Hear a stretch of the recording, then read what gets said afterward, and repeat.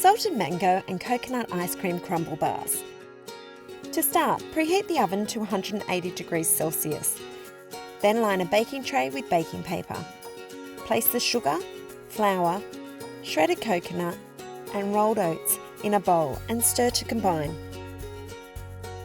Add the butter and use a round bladed knife to stir until just combined. Then spoon the mixture onto the lined tray. Pop in the oven and bake, stirring occasionally for 30 minutes or until golden. Stir in the dried mango and set aside to cool. Meanwhile, melt the extra butter in a non-stick frying pan over medium heat.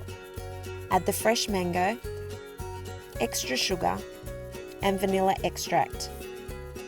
Cook, stirring occasionally for 5 minutes or until the mixture is golden and caramelised. Sprinkle with salt and set aside to cool. Next, grease a 20cm square cake pan and line the base and sides with baking paper, allowing the sides to overhang.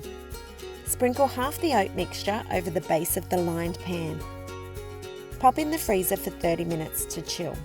Then combine the ice cream and coconut cream in a bowl. Add the salted mango mixture and gently swirl to marble.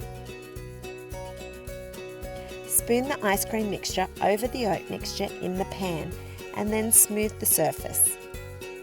Sprinkle with the remaining oat mixture, pressing down gently. Place in the freezer for 4 hours or until firm. To serve, cut into pieces and serve immediately. These salted mango and coconut ice cream crumble bars are a perfect warm weather treat.